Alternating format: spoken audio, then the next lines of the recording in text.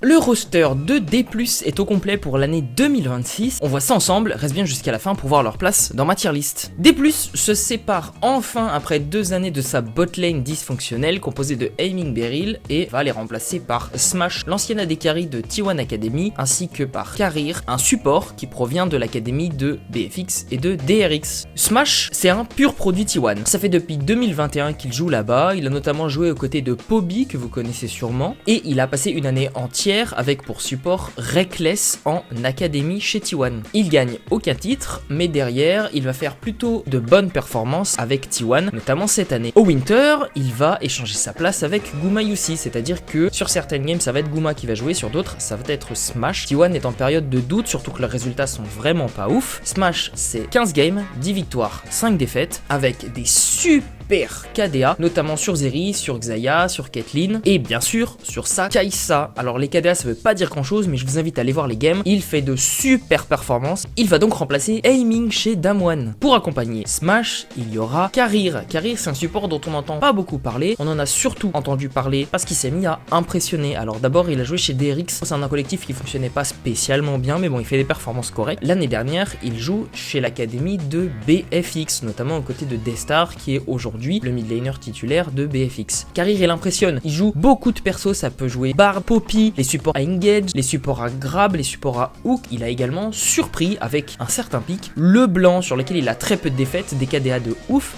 Karir, il est super impressionnant et très prometteur. Ils accompagneront donc toujours les mêmes, à savoir Siwoo au top, Lucid en jungle et Showmaker en mid lane. Siwoo, on le présente plus, si on exclut Kin, c'est le meilleur top de LCK, il est très fort en 1v1, énormément de solo kill, et malgré une équipe assez dysfonctionnelle, on a quelqu'un qui est resté constant. Gros facteur clutch pour l'accompagner en jungle, c'est Lucid. Alors Lucid, c'est pareil, c'est une pépite de la formation Gold de Damwon. Ces 2 dernières années où les équipes académiques de Damwon sont remplies de talents qui partent à travers le monde, Lucid il sort de là, il fait une première année super où il impressionne tout le monde, on le voit sur beaucoup de pics à Engage et on le voit aussi beaucoup sur des personnages comme Lee Sin. Toujours le même au mid depuis des années, c'est Showmaker. Showmaker qui cette année n'était pas spécialement dans le top 5 des mid laners de LCK, perte de confiance en lui, des problèmes au niveau des drafts, des problèmes avec le coaching staff et notamment peu de confiance avec la botlane, ils sont responsables aussi des mauvais résultats de l'année. On a un Showmaker qui a baissé la tête toute l'année. Cette année la dynamique change, il est le seul vétéran de son équipe et entouré de 4 rookies, ça fait un peu penser à T1 2022, c'est un petit peu subjectif mais moi j'attends l'équipe au moins top 3, je pense qu'ils peuvent bouger HLE sans problème, c'est une équipe que j'adore suivre,